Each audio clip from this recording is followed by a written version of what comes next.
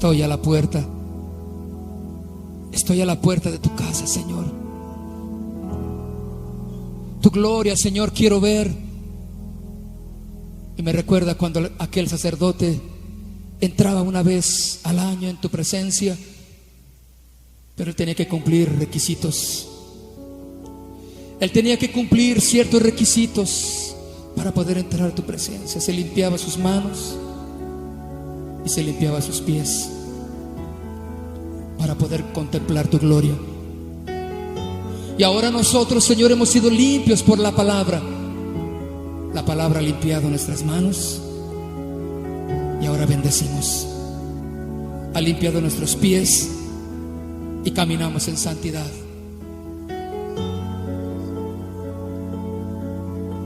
Tu gloria, Señor, ahora quiero ver. Que mi vida cambie, Señor, de tal manera que yo viva en la gloria de tu presencia día con día. Y de una vez por todas decidamos servirte y seguirte a ti, Señor.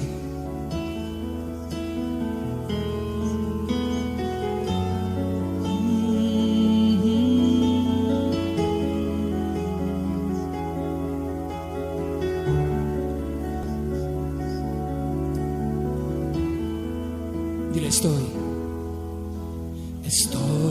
a la puerta de tu casa.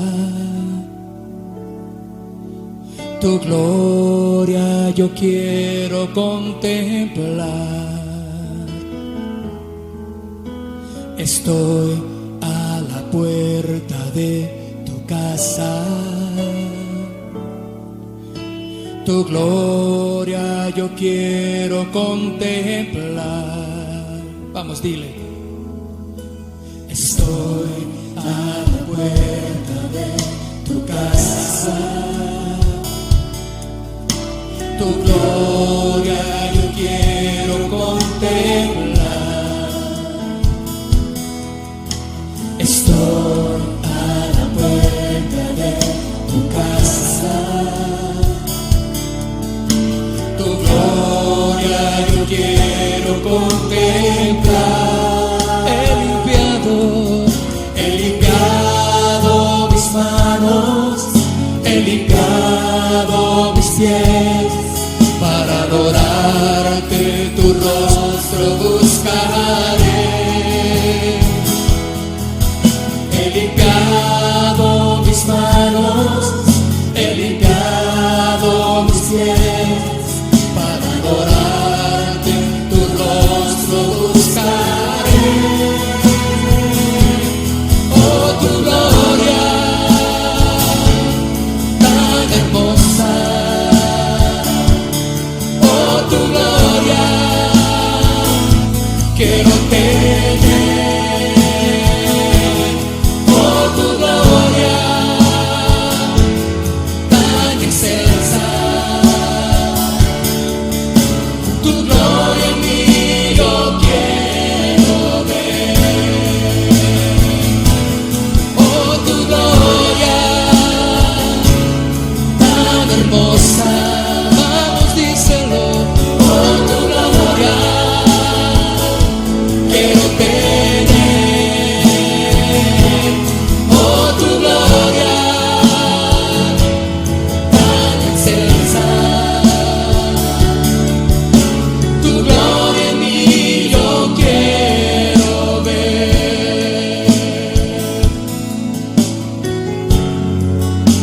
Quiero ver tu gloria, Señor.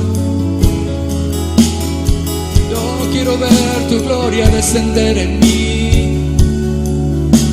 Oh, yo quiero ver tu gloria. Levanta tus manos y dile: yo quiero ver tu gloria en este lugar, Señor. Oh, ese viento fresco trae en mí. Estoy a la puerta. Estoy a la puerta de tu casa. Tu gloria yo quiero contemplar. Estoy a la puerta de tu casa. Tu gloria yo quiero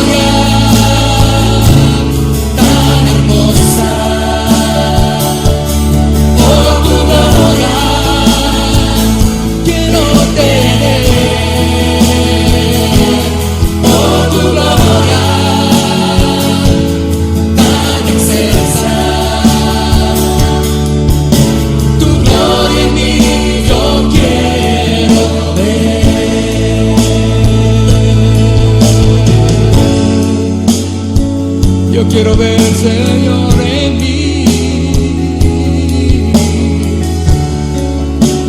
¿Cuántos desean la gloria del Señor?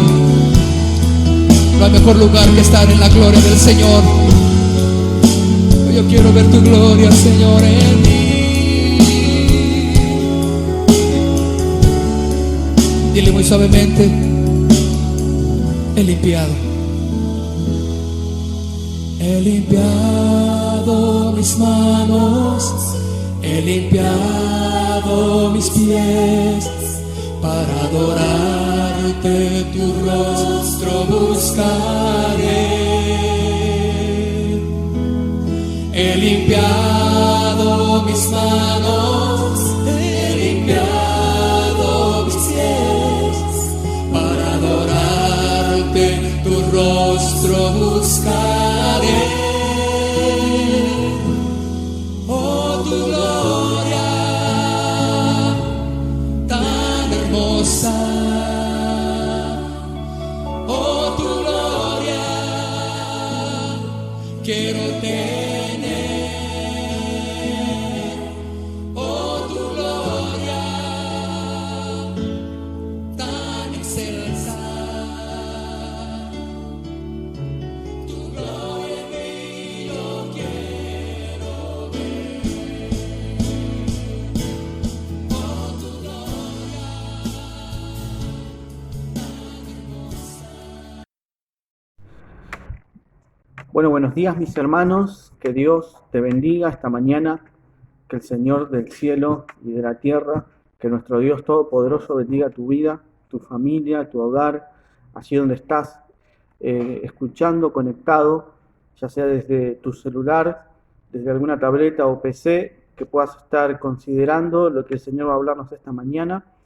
Ruego a Dios Todopoderoso que pueda llegar a tu corazón, a mi corazón, que pueda tener un impacto sobre nuestras vidas, sobre la iglesia, sobre la familia que está escuchando.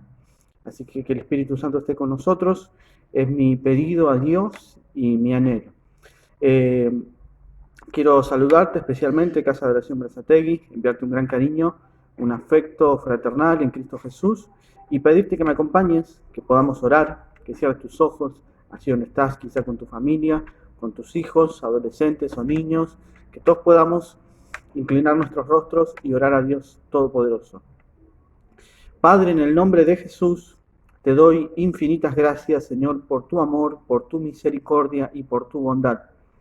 Gracias, Dios del cielo, porque eres bueno, Señor. Tu palabra lo afirma, Señor, y la experiencia en nuestras vidas lo demuestra, Señor. Señor, tú eres bueno para con nosotros, más de lo que merecemos, Señor. Tú has enviado a Cristo Jesús a sufrir mis dolores, Señor, mis pecados. Has enviado y has cargado en Él todas mis faltas, Señor. Y por sus llagas yo puedo ser sanado, Señor. Por eso te doy todas las gracias a ti, toda la gloria y toda la honra, Señor. Te alabo y te bendigo y te ruego en esta mañana que tu Espíritu Santo nos hable tu palabra, Señor. Que tu Espíritu Santo esté en los hogares, en las familias, en los matrimonios, con los niños y adolescentes, hablando tu palabra al corazón, Señor. Todo esto te lo pido en el nombre de Jesús, aunque tu mano, Señor, esté extendida sobre las familias, Señor, sobre los que tienen distintas necesidades físicas, emocionales, espirituales, Señor. Todo viene de tu parte, Señor. Yo te ruego que tú, con tu multiforme gracia y tus recursos del cielo, bendigas a tu pueblo que somos nosotros, Señor. Te lo pido todo en el nombre bendito de Jesús. Amén. Bien, mis hermanos, permítanme rápidamente compartirles esta mañana el tema que el Señor ha puesto en mi corazón. Quiero hablarles acerca de el Dios incomparable, el Dios inigualable, el Dios al que adoramos y a quien servimos. Para poder llegar a ese punto de nuestro Dios incomparable, yo quiero que juntos hagamos un recorrido a través de la Biblia en todo lo que ella refiere en torno a la idolatría. ¿Sí? Dado que nuestro Dios es un Dios único, verdadero, no hay otro como Él es incomparable e irrepetible, resulta necio para los hombres intentar buscar en las cosas creadas a la divinidad. Uno de los temas sin duda más frecuentes en la Biblia, como bien le estoy diciendo, es la inclinación que el ser humano tiene para practicar la idolatría. Pero básicamente deberíamos preguntarnos, ¿qué es idolatría? Bueno, mucho habla la Biblia de ello, también mucho se habla entre el pueblo evangélico, pero ¿qué es básicamente la idolatría? Hay una enseñanza cristiana, un catecismo, que dice que la idolatría es confiar en que encontraremos esperanza, felicidad y significado en las cosas creadas y no en el Creador. Bueno, eso es básicamente lo que la Biblia dice acerca de la idolatría. Cuando la Biblia muestra a las personas practicando la idolatría, las muestra poniendo su confianza, su esperanza y el significado de sus vidas en las cosas creadas y no en el Creador. Así en el libro a los Romanos, carta a los Romanos, capítulo 1, versículo 21, nosotros podemos leer las siguientes palabras. A pesar de haber conocido a Dios, no lo glorificaron como a Dios, ni le dieron gracias, sino que se extraviaron en sus inútiles razonamientos y se les oscureció su insensato corazón. Bueno, ¿qué tenemos aquí? Básicamente tenemos una descripción del ser humano en general, en todo el mundo, no importa el país, no importa la lengua, no importa cómo viva, dónde viva o la clase social, todo ser humano tiene una fuerte tendencia a dejarse llevar por su inútil razonamiento y su oscuro corazón. Esto lo lleva al hombre a cambiar la verdad de Dios por la mentira, adorando y sirviendo a los seres creados antes que al Creador. Bueno, esto es básicamente lo que ha sucedido a lo largo de la historia. Siempre el hombre corrió a Dios del lugar, al Dios verdadero, y en su lugar colocó a la mentira hecha por su imaginación y por sus manos, y terminó adorando y sirviendo a las criaturas o a los seres creados antes que al Creador. La idolatría es el pecado de rechazar e ignorar voluntariamente a Dios. Es básicamente una rebelión en contra de Dios, y la idolatría es también no tratar a Dios como a Dios y no darle el honor que solamente Él merece, sino que dárselo a otra cosa, a otro objeto o a otra persona. La idolatría es también amar a algo o a alguien más que a Jesucristo, y en este sentido muchas personas que decimos amar a Jesús con toda nuestra mente y nuestro corazón, en realidad tenemos amores más elevados que Él. Estos amores pueden ser las riquezas, los estudios, la familia, los pasatiempos, los quehaceres, distintos afanes propios de esta tierra. Muchas cosas pueden venir a nuestra vida y querer ocupar el lugar que le corresponde a Jesús. Recordemos, Jesús dijo, el que ama a padre o madre más que a mí, no es digno de mí. Es decir, aquel que tiene a su padre, a su madre, a su esposa, a sus hijos como rey en el trono de su corazón, esa persona no puede ser mi discípulo porque tiene las prioridades, desordenadas. Es entonces que la idolatría es permitir que algo o alguien tenga mayor importancia que Jesucristo cuando se trata de mi felicidad, seguridad, esperanza, autoestima o propósito de vida. La idolatría significa que algo más tiene la importancia, roba mi atención, mi concentración y me mantiene ocupado. Si yo me mantengo ocupado en el entretenimiento, bueno, el entretenimiento puede estar siendo mi ídolo. Si yo me mantengo ocupado en solamente mis pasatiempos y mis gustos personales, bueno, eso puede estar siendo mi ídolo, sin duda. La idolatría es mencionada en toda la Escritura, desde Génesis hasta Apocalipsis. De hecho, Apocalipsis termina en uno de sus capítulos diciendo que los hombres no se arrepintieron de sus idolatrías, a pesar de que Dios les había demostrado mediante juicios que Él está en contra y abomina tales acciones. A través de su palabra, Dios nos manda a no practicar la idolatría, nos dice que la idolatría es algo que Él detesta, algo que Él abomina, algo que lo irrita, que lo provoca y que lo lleva a manifestar un celo santo por toda su gloria. En Isaías, por ejemplo, Isaías 42:8, nosotros podemos leer, yo soy el Señor, ese es mi nombre, no le daré mi gloria a nadie más, ni compartiré mi alabanza con los ídolos tallados. Bueno, aquí tenemos a un Dios celoso, puro y santo, que demanda adoración porque Él es digno de demandarla. Ninguno de nosotros puede pretender recibir alabanza de los hombres simplemente porque nosotros no somos dioses, no somos omnipotentes, omniscientes y no podemos ayudar a ninguna de las personas. Jeremías, por ejemplo, en el capítulo 8, verso 19, dice en su lamento por la nación de Israel, dice lo siguiente: ¿acaso ha abandonado el Señor a Jerusalén? Pregunta la gente. ¿No está más su rey allí? ¿O por qué han provocado mi enojo con sus ídolos tallados y sus despreciables dioses ajenos? Pregunta el Señor.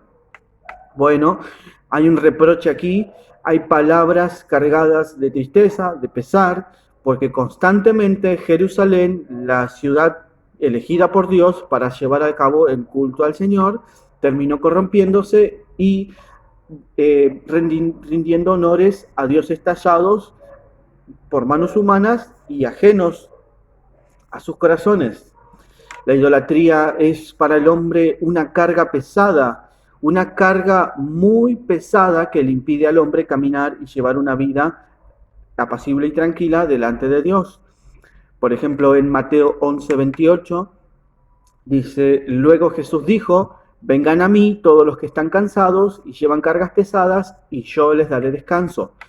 Es decir, el Señor, como Dios omnipotente, como Dios que puede cuidar y sustentar a toda su creación, dice: dejen de llevar cargas pesadas, cargas de pecado, cargas de religión, cargas de idolatría, que les impide caminar en su vida en este mundo. De hecho, en Hebreos también, capítulo 12, versículo 1, nosotros podemos leer: quitémonos todo peso que nos impida correr. Y mis hermanos, permítanme decirles, la idolatría es un peso que impide correr la vida cristiana. La idolatría me puede impedir tener comunión con Dios, leer su palabra, orar, asistir al culto y todo lo que tenga que ver con Dios y buscarle y servirle comienza a ser algo sin sentido o algo secundario. Eso es lo que hace la idolatría, que está arraigada en el corazón del hombre, ¿sí? La idolatría es algo característico de este mundo. El sistema es idolátrico, el mundo completamente impulsa al hombre a una constante idolatría.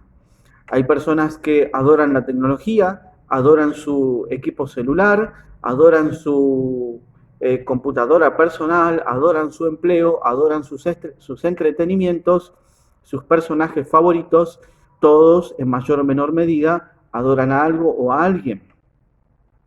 La idolatría está presente en este tiempo, no tanto quizá con objetos que representen la divinidad, sino con otras cosas o personas o cosas que ocupan el lugar de los cristianos, que ocupan el lugar de Dios en el corazón de los cristianos. Pero acompáñenme en estos minutos a un recorrido histórico de la idolatría en las distintas regiones. Las representaciones materiales de divinidades falsas han sido parte de toda la historia de la humanidad. Allí en Génesis 31:19, por ejemplo, leemos que Labán, quien fue suegro de Jacob, tenía dioses en su casa, los cuales eran llamados dioses domésticos. Eran estatuillas, muchas veces de plata, de bronce o en algunos casos de oro, que las familias tenían como reliquias familiares y les atribuían capacidades divinas. Es decir, ellos creían que mientras las estatuillas estuvieran en su poder y se dieran a la descendencia siguiente, estas estatuillas garantizarían una vida realizada a las futuras generaciones. Estas reliquias fueron las que tomó Raquel ahí en Génesis 31:19. Así que Raquel robó los ídolos de la familia de su padre y los llevó consigo. Otra clase de ídolo es los becerros de oro. Bueno, esto era muy común en las naciones paganas y también se hizo muy común entre los habitantes de Israel. De hecho, camino a la tierra de la promesa, allí en el desierto, luego de haber visto al Dios poderoso sacarlos con brazo fuerte, Israel se sumergió en el culto a los becerros que hizo con sus propias manos. Ahí en Primero de Reyes, capítulo 12, verso 28, nosotros leemos: entonces, siguiendo la recomendación de sus consejeros, el rey hizo 2 becerros de oro. Después dijo a la gente: para ustedes es muy complicado ir hasta Jerusalén a adorar. Miren, israelitas, estos son los dioses que los sacaron de Egipto. Y mis hermanos, permítanme tratar de trasladar esta palabra y esta lección al día de hoy. ¿En cuántas ocasiones el cristiano dice: es muy complicado asistir al culto para adorar a Dios, es muy complicado someterme a horas de oración y lectura de la Biblia, lo reemplazaré con otra cosa? Se da en este tiempo, mis hermanos, que otras cosas ocupan el lugar de Dios en nuestro corazón. Preferimos a veces ocupar nuestro tiempo en entretenimientos, en pasatiempos, en deportes, en reuniones incluso muchas veces de la iglesia. A veces parece que cobra más importancia la vida social y la interacción entre las personas que el hecho de venir a adorar al único Dios, al Señor poderoso. Dice este rey: no hace falta que vayan a Jerusalén, les es complicado, les es una carga, les es pesado, tienen que caminar, trasladarse, viajar y llevar la ofrenda hasta allá. Aquí tienen dioses, así que pueden quedarse y adorarlos en este lugar. Bueno, mis hermanos, esta acción del rey era para evitar que la gente de la región asistiera a Jerusalén, el lugar elegido por Dios para que se lo adorara, se quedara en la ciudad y adorara a dioses falsos. Otro dios a los cuales Israel adoró por mucho tiempo era el dios Quemos y Moloc. Lo que es peor, hermanos, el rey, la persona encargada de administrar la justicia, la rectitud, de trazar la palabra, terminó instituyendo este sistema de adoración. Y así sucede el día de hoy, cuando muchas veces se tergiversa la escritura, ministros ordenados tuercen la palabra y conducen a la gente a adorar a ídolos detestables que intentan ocupar el lugar que solo le corresponde a Dios. Dice Primero de Reyes 11:7, incluso construyó un santuario pagano para Quemos, y note la palabra que usa la Biblia para describir o caracterizar a este Dios. Es el Dios detestable de Moab. Y el otro altar o santuario lo hizo para Moloc, el detestable dios de los amonitas, en el Monte de los Olivos, al oriente de Jerusalén. Mis hermanos, la idolatría es detestable para Dios porque degrada al hombre, corrompe al hombre en su interior, en su vida espiritual, y le impide al hombre conocer y acercarse al único Dios verdadero. Tenemos también dentro de la idolatría, a través de la historia, a los Baales. Un Baal era considerado un señor o un poseedor, esposo o dueño de aquellos a quienes adoraban, ¿sí? Y hermanos, todo aquello a los cuales nosotros seguimos y servimos termina siendo poseedor de nosotros. Por eso de ahí la importancia de que el único poseedor de la vida, de nuestras vidas, sea el Señor. El Baal era reconocido como el dios fenicio, el dios de la granja, el dios de la agricultura y el dios responsable de las cosechas, de los rebaños y de la fecundidad de las familias. Es decir, las personas atribuían el crecimiento demográfico, el desarrollo productivo en la agricultura y en la ganadería. Todas estas cosas las atribuían a sus baales o a sus señores o dueños.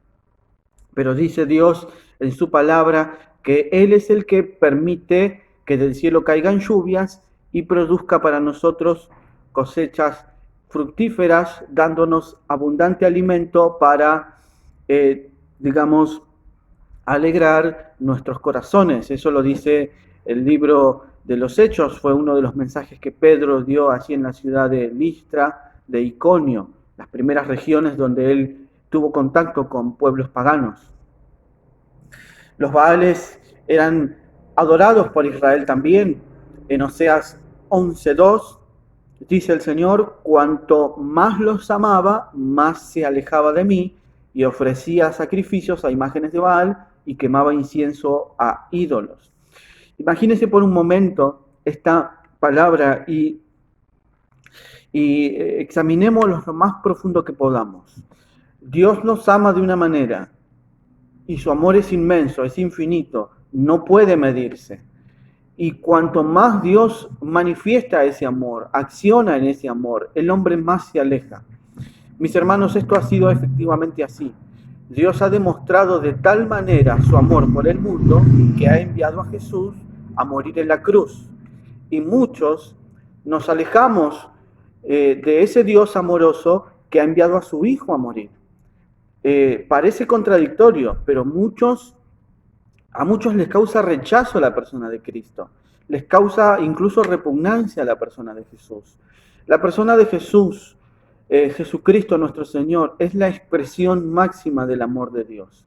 Dios se ha encarnado, ha habitado entre nosotros. Mis hermanos, Dios ha tomado un cuerpo como el nuestro, un cuerpo de carne, para sentir el dolor del pecado y poder llevarlo a la cruz y que nosotros no debamos pagarlo. Ese ha sido Cristo. De ahí la importancia, mis hermanos, de amarlo hasta el final y seguirlo y servirlo más allá de toda oposición. Tenemos también entre los dioses antiguos a Asera o Astarot, una diosa babilónica considerada esposa de Baal y diosa de la fertilidad. Normalmente el culto o la adoración a esta diosa incluía actos inmorales y hay muchas religiones el día de hoy que lo incluyen. En 2 de Crónicas 24:18, fíjese lo que dice el Señor: decidieron abandonar el templo del Señor, Dios de sus antepasados, y en cambio rindieron culto a ídolos y a los postes dedicados a la diosa Asera. Note esta palabra, mis hermanos. Dice Dios que uno decide abandonar la adoración a Dios y el templo del Señor y rendir culto a otros dioses. Es una cuestión del corazón, es una cuestión personal, es el hombre el que decide alejarse de Dios, no es Dios el que aleja al hombre de su persona. Ahora, mis hermanos, la construcción de estos ídolos requería mucha imaginación, mucha dedicación y mucho trabajo. Es trabajoso la idolatría, cuesta dinero, cuesta tiempo, cuesta dedicación, mis hermanos. Y hay mucha gente invirtiendo tiempo, invirtiendo dinero en la adoración a otros dioses. Mis hermanos, basta ver, por ejemplo, basta pasar un domingo por lugares donde se rinde culto a deidades autóctonas aquí en la región de Argentina, por ejemplo, las deidades típicas, como lo que ellos le llaman el San la Muerte. Se puede ver muchas personas con ropas vestidas de ocasión para ir a adorar a estos dioses. Eso involucra a las personas que dedican domingos enteros a este sistema. Viajan o hacen largos recorridos para adorar a estas deidades. Y muchas veces los cultos evangélicos terminan vacíos o vaciados de personas que adoran a Dios. Así que, mis hermanos, la idolatría requiere trabajo, requiere esfuerzo, un esfuerzo que carga y que es inútil hacerlo. Los ídolos eran hechos con distintos materiales, como la madera, la piedra, el oro o la plata. La característica de los ídolos es que eran objetos mudos, sin vista, sin percepción sensorial, sin capacidad de actuar porque no poseen vida, sin capacidad de anunciar o predecir el futuro, sin provecho alguno para el hombre e incapaces de actuar para beneficiar al ser humano. Mis hermanos, si con todas estas descripciones malas, ¿sí?, y acertadas acerca de un ídolo, nosotros intentamos seguir tras de uno, realmente estamos obrando neciamente, porque un ídolo no me puede escuchar, no me puede ver. Yo puedo hablarle y él no va a oírme jamás y no va a poder actuar para ayudarme. Sin embargo, Dios sí, mi hermano. Dios me ha escuchado a mí, me está escuchando ahora, lo está escuchando usted, Él sabe lo que piensa y lo que siente en su corazón y de qué tiene necesidad. Y dice Dios, antes de que se lo pidamos, Él ya conoce de qué tenemos necesidad. Por eso, como es Dios amoroso, nos la suple, conforme a su abundante riqueza y su voluntad. Hermanos, Dios sí puede decirnos cuál será nuestro estado eterno. Dios sabe lo que será de nosotros mañana, sabe lo que fue de nosotros ayer, lo que es de nosotros hoy y lo que será de nosotros mañana. Y Dios actúa siempre para beneficiarnos y bendecirnos. De hecho, la Biblia dice, es Dios quien nos ha bendecido con toda bendición espiritual en los lugares celestiales en Cristo Jesús. Pero vamos a ver el Salmo 115, verso 4 en adelante, que nos habla acerca de la inutilidad de los dioses. Los ídolos de ellos no son más que objetos de plata y oro, manos humanas le dieron forma. Tienen boca, pero no pueden hablar. Tienen ojos, pero no pueden ver. Tienen oídos, pero no pueden oír. Y tienen nariz, pero no pueden oler. Tienen oídos, pero no pueden oír. Tienen manos, pero no pueden sentir. Tienen pies, pero no pueden caminar. Y tienen garganta, pero no pueden emitir sonidos. Y los que hacen ídolos son iguales a ellos, como también todos los que confían en ellos. Bueno, básicamente este texto nos dice que el que los hace y el que los adora se vuelve tan muerto espiritualmente, tan inútil, tan improductivo, tan infértil como el mismo Dios al cual está adorando.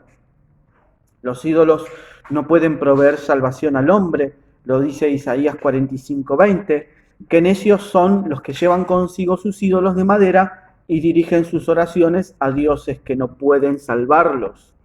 Era muy común en los tiempos de guerra que las otras naciones llevaran a sus ídolos para que éstos les garantizaran la victoria, y si ganaban por esas casualidades, atribuían la victoria a sus ídolos. Mis hermanos, un ídolo no puede asegurar la victoria sobre nada. El único que puede asegurar la victoria es el Señor. De hecho, lo hizo con Israel y les dijo que si ellos estaban en orden, estaban en comunión con Dios, Dios les garantizaba victoria sobre el enemigo, y lo mismo garantiza el Señor en este día. Si nosotros nos mantenemos unidos a Él, fieles y en comunión, Dios nos garantiza victoria sobre el pecado, sobre Satanás y sobre el mundo. Los ídolos tampoco tienen poder o capacidad para actuar. Los ídolos necesitan ser cargados por los hombres. Los ídolos no pueden cargar al ser humano. Sin embargo, Dios sí puede sostenernos y llevarnos y cargarnos y trasladarnos al final hasta las moradas del cielo. Dice en la primera carta a los Corintios, en el capítulo 8, versículo 4, San Pablo dice: sabemos que un ídolo no es en verdad un Dios, es decir, un ídolo no es nada. Mis amados, nosotros somos débiles, somos tendientes al pecado y a la decadencia. Y aunque nosotros querramos decir que somos cristianos comprometidos, decididos en seguir a Cristo Jesús y serle fieles hasta el final, nosotros somos propensos a la idolatría. Sí, mis hermanos, usted que está del otro lado, yo que estoy de este lado, somos propensos a la idolatría, mis hermanos.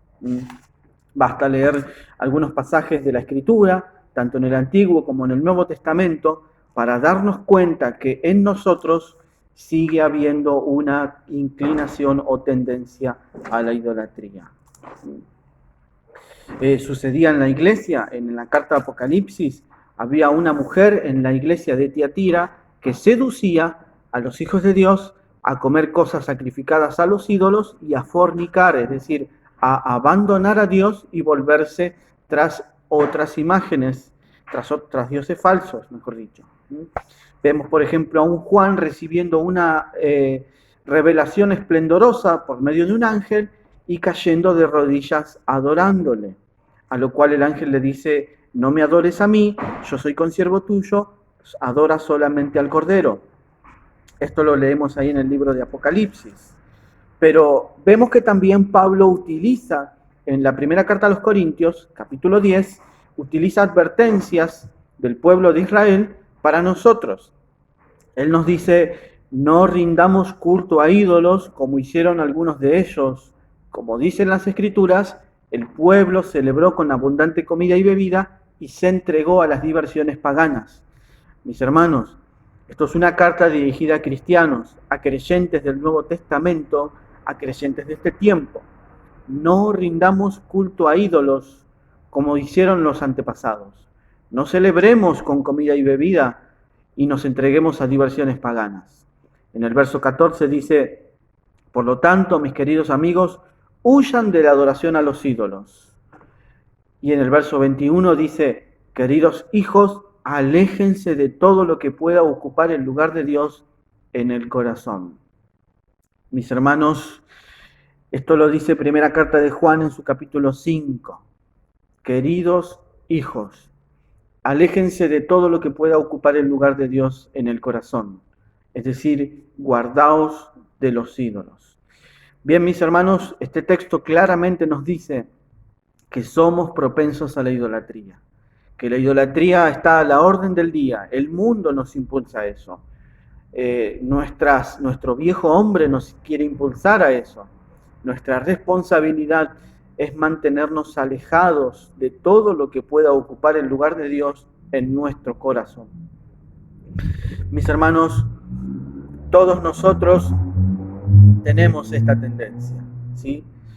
Todos nosotros podemos tener cosas que quieran ocupar el lugar de Cristo, ¿sí? Cosas que quieran tener preeminencia y llevarse la adoración en nuestras vidas. Yo tengo las mías, usted tiene las suyas, y quizá aquellas cosas que son pueden llegar a ser ídolos para mí, no lo pueden llegar a ser para usted. Pero todos, en mayor o menor medida, somos tendientes a la idolatría. ¿Sí? Es muy fácil, dice alguien, rendirse a los ídolos, porque el hombre cree que de esa manera su vida se vuelve más fácil. Y la verdad es que en la medida en que el hombre se entrega a la idolatría, la vida se complica, porque la idolatría aparta al ser humano de Dios. Con frecuencia, mis hermanos, desestimamos el pecado de la idolatría y creemos que eso está muy lejos de nuestra vida. Pero este pecado podría estar más cerca de nosotros de lo que pensamos y podría estar creciendo en alguna parte de nuestra vida y echar raíces profundas sin que nosotros nos diéramos cuenta de ello. Mis hermanos, el amor propio es una forma de idolatría. El amor excesivo a las cosas del mundo es una forma de idolatría. El amor a los placeres de esta tierra es una especie de idolatría. Si yo doy prioridad a mi crecimiento económico o personal y no doy lugar o tiempo para Dios, estoy de esa manera siendo un idólatra. Mis hermanos, no debemos engañarnos. Muchas veces decimos amar a Dios, pero con nuestros hechos lo negamos. Hay mucha persona que dice amar a Dios, mis hermanos, pero en realidad ama más tener una billetera engordada, una buena casa bien equipada, y Dios siempre queda en segundo lugar. Mis hermanos, esto es a lo que el mundo nos quiere llevar, a los que Satanás nos quiere llevar. Poner nuestra confianza y nuestra esperanza en otras cosas, y nuestra confianza está en Dios, mis hermanos. Usted puede estar seguro, yo puedo estar seguro de que Dios puede con nosotros, puede ayudarnos, puede sostenernos, puede cargarnos, puede Él ser fuente de toda bendición para nosotros. Mis hermanos, la idolatría es algo terrible, ¿sí? La idolatría produce desorden, la idolatría produce falta de sujeción, la idolatría produce codicia. Para estos 3 puntos tengo 3 versículos. Éxodo 32:2 muestra que temprano a la mañana siguiente el pueblo se levantó para sacrificar ofrendas y ofrecer ofrendas quemadas y ofrendas de paz. Y todos celebraron con abundante comida y bebida y se entregaron a diversiones paganas. Mis hermanos, la idolatría trae desorden a nuestra vida. La idolatría trae falta de sujeción. Saúl, por ejemplo, amó más su puesto de rey, amó más su popularidad y como consecuencia desobedeció a Dios y no se sujetó. Dice primero de Samuel 15:23, la rebelión es tan pecaminosa como la hechicería y la terquedad tan mala como rendir culto a ídolos. Así que por cuanto has rechazado el mandato del Señor, Él te ha rechazado como rey. Mis hermanos, nosotros rechazamos el mandato de Dios de muchas maneras. Cuando Dios dice orad sin cesar y nosotros no oramos sin cesar, estamos rechazando el mandato de Dios y estamos poniendo nuestros propios mandatos. Cuando nosotros, por ejemplo, andamos en griterías, en maledicencia o en chismes, estamos rechazando el mandato de Dios y estamos dando lugar a la idolatría en nuestro corazón. Cuando nosotros tenemos en poca estima a los hombres que Dios coloca en su pueblo como autoridades, o cuando nosotros no nos congregamos con fidelidad para adorar a Dios, nosotros también estamos practicando la idolatría, mis hermanos. Porque pongo mi criterio, mi pensamiento por encima de la palabra de Dios, que es viva y eficaz y permanece por los siglos. Mis hermanos, la codicia es idolatría. La idolatría produce codicia. Dice Efesios 5:5. Pueden estar seguros de que ninguna persona inmoral, impura o avara heredará el reino de Cristo y de Dios, pues el avaro es un idólatra que adora las cosas de este mundo. Mis hermanos, qué clara descripción de nuestra sociedad contemporánea, valga la redundancia. Ama las cosas de este mundo. Ama el confort, ama la tecnología, ama el enriquecimiento, ama su cultura, ama todas las cosas menos a Dios. Por eso, mis amados, ya terminando, esta mañana te quiero invitar a mantener nuestra mirada y esperanza en el único Dios verdadero y en su Hijo Jesucristo, mi hermano. No confiamos en una vacuna, no confiamos en las autoridades, respetamos, sí, por supuesto, pero nuestra confianza está en el Señor, el único Dios verdadero. Él es el único que puede salvarnos, Él puede cargarnos. Recuerde, un ídolo tenía que ser cargado por los hombres, pero Dios nos carga a nosotros, Él nos lleva. Él es el único que puede oírnos, mis hermanos. Cualquiera cosa que nosotros pidamos al Padre en el nombre de su Hijo, Él nos oye, dice su palabra. Él es el único que nos da seguridad. Dice la Biblia que Él comenzó una obra y la perfeccionará hasta el día de Jesucristo. Y Él es el que guarda nuestras almas para heredar las promesas del cielo. Él es el único, mis hermanos. Él es el Dios incomparable. No hay nadie como Él y no hay nada igual a Él, mis hermanos. Por eso, mi hermano, yo te animo en el nombre de Jesús a que pongas tu confianza en el Señor. Mis hermanos, nada es incomparable a Dios. A veces pensamos que tenemos que andar detrás de las personas, casi llevándolas a rastras para adorar a Dios. Mis hermanos, créanme que los que más necesitamos del Señor somos nosotros. Mis hermanos, usted necesita de Dios, yo necesito de Dios, porque Dios es incomparable y nada lo iguala a Él, mi hermano. Él es el Dios inigualable. Nada puede reemplazarle, mi hermano. Nada puede competir con Él en todo el universo. Dios no tiene por qué competir con nadie. Y Él es el único Dios de gloria y majestad. Él es el único Dios digno de adoración, porque nadie más murió como malhechor en una cruz por el pecador infiel, mis hermanos.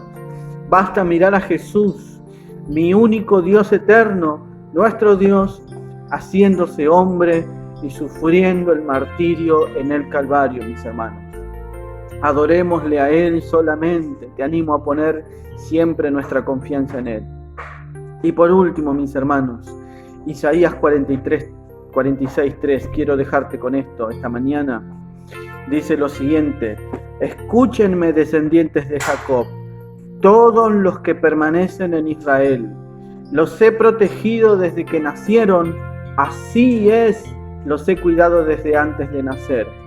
Mis hermanos, Esto me recuerda a Dios diciendo que desde antes de la fundación del mundo nos eligió para que heredásemos la salvación. Nos recuerda que antes de nacer físicamente y espiritualmente, Dios ya estaba extendiendo su mano sobre nosotros. Dice el texto 4, yo seré su Dios durante toda su vida, hasta que tengan canas por la edad. Yo los cuidaré, yo los hice y cuidaré de ustedes, y yo los sostendré y los salvaré. Mis hermanos, esto nos muestra la paciencia de Dios, cómo Dios nos soporta en todos los días de nuestra existencia. Él muchas veces con paciencia soporta nuestras rebeliones, nuestras quejas, nuestras murmuraciones, soporta lo que somos, mis hermanos, con paciencia y nos ayuda a crecer. Él nos sostiene durante toda nuestra vida cristiana. ¿Con quién me compararán? ¿Quién es igual que yo?, dice Dios. Hay quienes derrochan su plata y su oro y contratan a un artesano para que les haga un dios. Luego se inclinan y le rinden culto.